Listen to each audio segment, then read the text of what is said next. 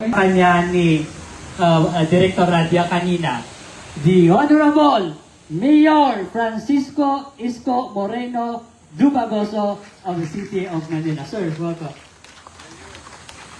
Maupo po kayo. Maraming salamat sa ating nagkapagpakilala. Good morning! Good morning! Magandang umaga sa inyong lahat.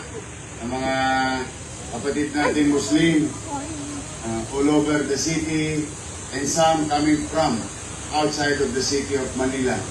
And especially to our guests today.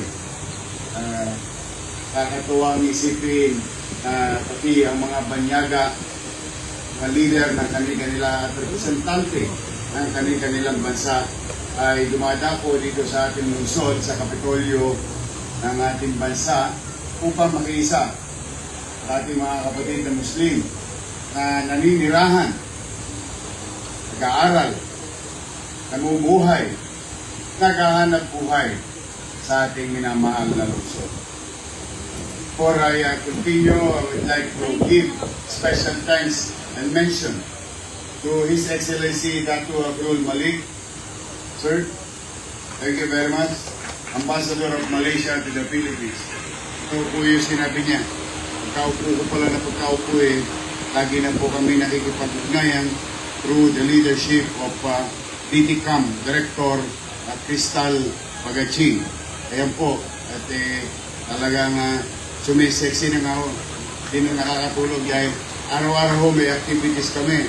Kahapon we were very successful receiving, same time engaging the Russian government and its culture and tradition. So today, for our Muslim brothers and sisters naman, on a special day in our celebration of this event. Also, I would like to recognize His Excellency Makawadi Sumitsor, Your Excellency Ambassador of Thailand, Director Dimantang Radia, ang ating kasamahan sa Lingkod Bayan sa National Government ng DTI, at Regional Director di Mapuno Datu Ramos Jr., National Commission of Muslim Filipinos, kaya matunding ang ating counterpart ng ating lungsod ng Maynila, at mga barangay chairman, naghahanap buhay, mga distinguished guests, sa ating imam. Again, good morning. Good morning. Kanina po marami nang nabanggit. Didiinan ko na lamang yung ilan sa nabanggit. Ito po, na patuloy kami ng inyong Vice Mayor at mga konsehal na kinikilala at lumilingon sa aming nakaraan at kasaysayan. We would like to emphasize that your city government continue to believe and recognize our history, particularly the city of Manila. That's why during my first term, in our own little way, to give special place for our loved ones. Nalulungkot kasi ako nung ako'y kusyal pa, pag may namamatay na Muslim sa Isla Putinbato, sa Parola, ako'y kusyal sa District 1. Hirap na hirap yung mga pamilya. Kailangan dalhin pa sa Mindanao, kailangan dalhin pa sa Taguig, puno na ang Taguig, dalhin pa kung saan. And ironically, as you all know, Manila is an Islamic city. That is true and correct. In the beginning, our Rangas and Lakans is leading the city in different geography of Manila. And in this case, the Tondo area. And as you go around Tondo, you will continue to be reminded of those ancestors of ours Lacandula, Raha Bago. Those are the streets named after sa aming mga ninuno. But through the years, nag-evolve ang mundo at naghalo ang mamamayan na may kanya-kanyang kultura, tradisyon, at paniwala. Kaya napaka-unique ng Maynila. Kasi sa Maynila, welcome lahat, kahit sino, kahit anong reliyon, kultura, at pagkalan. Katulad ng sinabi ni Ambassador, in our own little way, we will continue to make you feel that this is our home. That's why the campaign of the City of Manila, ewan ko kung napapansin ninyo, no? There's a great meaning on it. Manila, my Manila. It's not only my Manila, it is your Manila. It's everyone's Manila. Now you can proudly say, that's my Manila. Because I belong here, we belong here, and we are welcome here. Kaya sa mga kapatid natin Muslim, noong unang termino ko, anong unang ipinakita ng lungsod sa inyo bilang paglingon? Katulad ng nabanggit ng mga nagsalita rito. Umanap kami ng espasyo. Napabuti pa, parang heritage park. Yung sa ating itinatag na Islamic cemetery. Malinis, maayos, disente. At dito pa rin sa loob ng Maynila.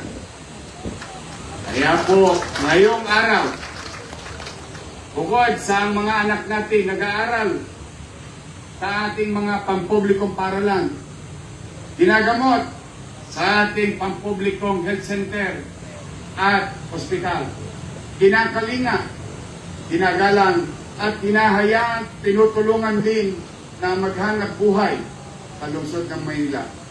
And this is our continued, ito'y patuloy naming pagkilala, pagpapahalaga sa ating mga kababayang Manileño na kapatid nating Muslim na naninirahan sa bawat sulok ng lungsod ng Maynila. Kaya pumanatag kayo sa Maynila, nangongonyat ako ng bully. Bawal ang bully sa Maynila. Iisa lang tayo. May kanya-kanyang relihiyon. As long as you believe in God. Kaya kita sa Maynila, di ba? God first. Here, lahat ng relihiyon ay malayang maipapakita, malayang magagawa ang kanilang paniwala. And today's event, it's not only about the food, it's not only about the commerce, it's about showing to everyone and even to the international community the diversity and inclusivity of the city of Manila. Kaya po, sabihin nyo sa kanila lahat. Sabihin nyo sa kanila, oy, welcome po kayo sa lungsod ng Maynila. Uli, congratulations. And I would like to give credit to DTI, to DOT, for supporting our fellow Manileños. Truly, the city of Manila is the window of opportunity to everyone. Hangad ko ang katagumpayan ninyo, and let's pray in this very important day to you and to us. Let's pray in our own little way to have the world of a peaceful community, mapayapa,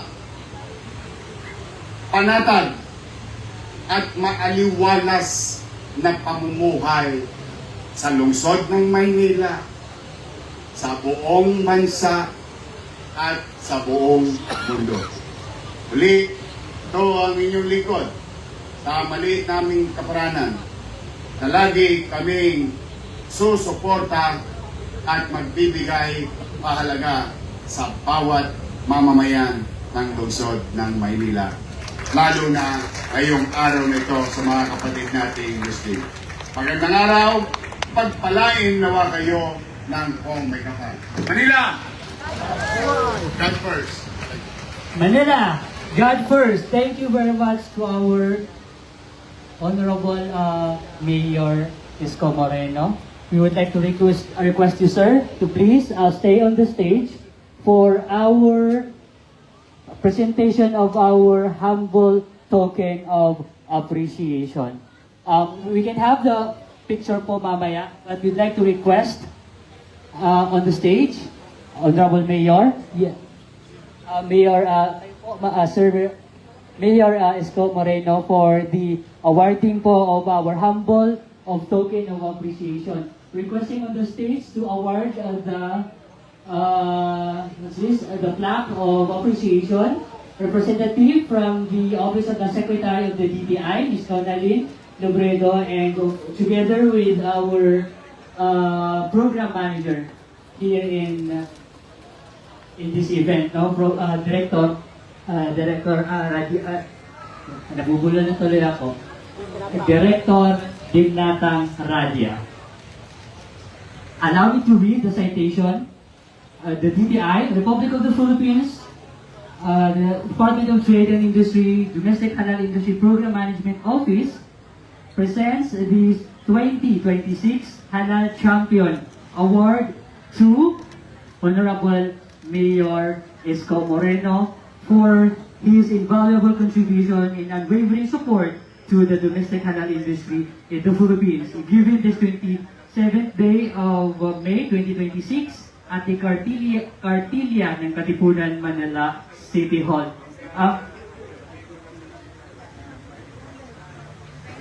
Mayor, we would like to request also our ambassadors,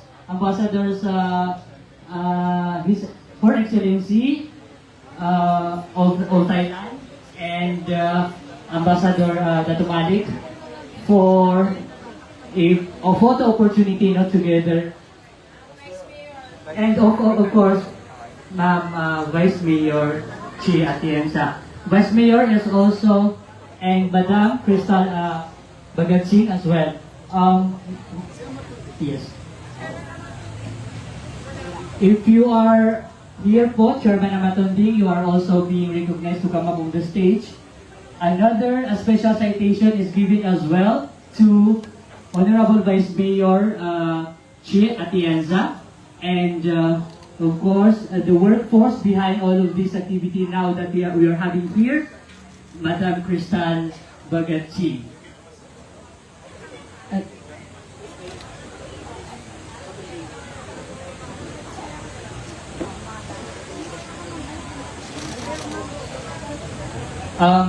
Yes. She is the chairman. Okay. We'll give you a time for a quick photo there, and then after that, we will be proceeding.